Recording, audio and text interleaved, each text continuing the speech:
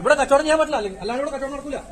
ജീവിതത്തിൽ പരാജയം മാത്രം ഏറ്റുവാങ്ങിക്കൊണ്ടിരുന്ന ഒരു വ്യക്തി കയ്യിൽ ആകെ ഉണ്ടായിരുന്നത് $99 മാത്രം. അതുകൊണ്ട് ചിക്കൻ മേടിച്ച് ഫ്രൈ ചെയ്ത് വിൽക്കാൻ തീരുമാനിച്ചു.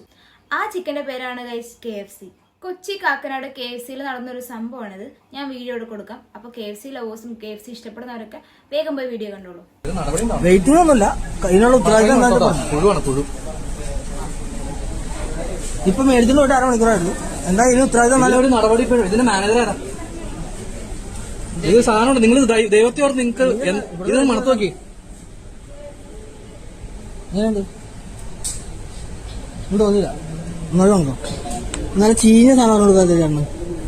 കണ്ടില്ലേ, നമ്മളിത് എന്ത് വിശ്വസിച്ചിട്ടാണ് ക്യാഷ് കൊടുത്തിട്ട് ഇമാതിരി സാധനങ്ങളൊക്കെ പോയി വാങ്ങിച്ചു കഴിക്കുക? KFC പോലുള്ള ഇത്രയും പോപ്പുലർ ആയിട്ടുള്ള ബ്രാൻഡായിട്ട് പോലും ഇതാണ് അവസ്ഥ. നമ്മൾ വിചാരിക്കും വലിയ ബ്രാൻഡല്ലേ, ഇത്രയും കാശ് കൊടുത്തിട്ടല്ലേ നമ്മൾ ഓരോ സാധനം വാങ്ങിക്കുന്നത്, അപ്പൊ അതിനനുസരിച്ചിട്ടുള്ള ക്വാളിറ്റിയും അതുപോലെ തന്നെ എല്ലാം നല്ലതാവും, തരുന്ന സാധനം അതുപോലെ തന്നെ ഭയങ്കര ക്ലീൻ ആയിരിക്കും, നീറ്റ് ആയിരിക്കും, അതുപോലെ ഫ്രഷും ആയിരിക്കും എന്നൊക്കെ ആയിരിക്കും നമ്മൾ വിചാരിക്കുന്നുണ്ടാവുക.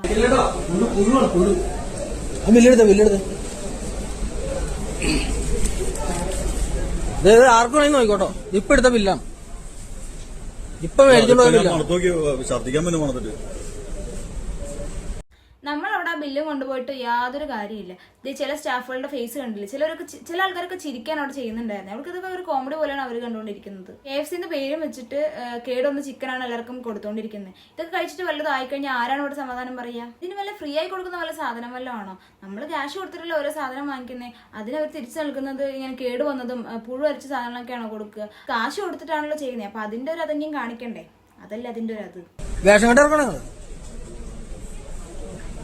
എന്തോ ഒരു മിനിറ്റ്, ഇത് തിന്ന് ചത്തുപോയ ആര് സമാനം പറയും? നിങ്ങൾ സമാനം പറയോ?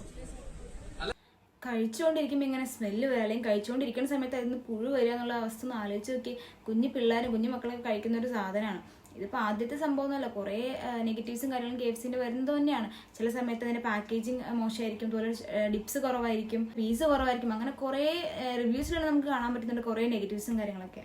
സത്യം പറയുകയാണെങ്കിൽ പൊതുവെ KFCയിൽ വർക്ക് ചെയ്യണവരൊന്നും ഇത് ഞാൻ കഴിക്കാറില്ല. നമ്മളെപ്പോലെ പൊട്ടന്മാർ മാത്രമേ ഇത് കഴിക്കാറുള്ളൂ. ഇപ്പൊ ഈ പ്രശ്നങ്ങളായിട്ട് പോലും ഇനി ഒരു 1 വീക്ക് കഴിഞ്ഞ് അവിടെ പോയി നോക്കി നോക്കൂ, എന്തായാലും അവിടെ ക്യൂ ആയിരിക്കും. ഒരിക്കൽ കഴിച്ചു കഴിഞ്ഞാൽ വീണ്ടും വീണ്ടും കഴിക്കാൻ ഒരു കൊതി വരും. ചില ഇന്റർനാഷണൽ ബ്രാൻഡ്സ് ഒക്കെ ഇന്ത്യയിലേക്ക് വരുമ്പോൾ അവരുടെ സ്വഭാവമൊക്കെ മാറും. ഇതിപ്പോൾ KFCയിൽ തന്നെ ആവണമെന്നില്ല കേട്ടോ. പല കടകളിലും ഇതുപോലെ തന്നെ പഴയ ഭക്ഷണങ്ങളൊക്കെ കൊടുക്കുന്നുണ്ട്. ഇവിടെയാണ് ഈ ഇൻസ്പെക്ഷൻ, ഫുഡ് സേഫ്റ്റി കാര്യങ്ങളൊക്കെ. എനിക്ക് തോന്നുന്നു ഇവർ ഈ ഇൻസ്പെക്ഷൻ വരുന്ന സമയത്ത് മാത്രമേ അവിടെ ഫുൾ ക്ലീൻ ആക്കുള്ളൂ, നീറ്റ് ആക്കുള്ളൂ, പുതിയ സാധനങ്ങൾ അവിടെ വെക്കുള്ളൂ എന്ന് എനിക്ക് തോന്നുന്നത്. അല്ലാത്ത സമയത്ത് മൊത്തം ഈ ഒരു കണക്കൊക്കെ തന്നെ ആയിരിക്കും. നമ്മളപ്പോൾ എത്രയൊക്കെ തന്നെ കംപ്ലൈന്റ് കൊടുത്തിട്ടും എത്രയൊക്കെ അവിടുത്തെ സംഭവങ്ങൾ കാണിച്ചു കൊടുത്തിട്ടും ഒന്നും നടക്കാൻ പോണില്ല. അവർക്ക് അങ്ങ് കൊമ്പത്താണല്ലോ പിടി. അതുകൊണ്ട് പ്രത്യേകിച്ച് ഒന്നും നടക്കാൻ പോണില്ല. സോ നമ്മുടെ വയറും നമ്മുടെ ആരോഗ്യം വേണമെന്നുണ്ടെങ്കിൽ നമ്മൾ സൂക്ഷിക്കുക. ഇങ്ങനത്തെ വേണ്ടാത്ത ഭക്ഷണങ്ങളൊന്നും മാക്സിമം കഴിക്കാതിരിക്കുക. സ്വന്തം വയറ് കേടാക്കേണ്ട, സ്വന്തം ജീവൻ വേണമെന്നുണ്ടെങ്കിൽ സ്വന്തമായി കടയിൽ പോയി വാങ്ങിച്ച് ചിക്കൻ വാങ്ങിച്ച് ഫ്രൈ ചെയ്ത് കഴിക്കുക. അതാവും കുറച്ചും കൂടെ നല്ലതെന്ന് പറയുന്നത്. വെറുതെ വയറ് കേടാക്കേണ്ട, ആരോഗ്യം നശിപ്പിക്കേണ്ട. അപ്പം നിങ്ങൾക്ക് ഏതെങ്കിലും ഹോട്ടലിൽ പോയിട്ട് ഇങ്ങനത്തെ മോശമായിട്ട് അനുഭവം അല്ലെങ്കിൽ മോശമായിട്ടുള്ള ഫുഡ് എവിടെ നിന്നും കിട്ടിയിട്ടുണ്ടോ? എനിക്ക് വേഗം കമന്റ് ചെയ്തോളൂ. അപ്പോൾ നമുക്ക് എന്തായാലും അടുത്ത വീഡിയോയിൽ കാണാം.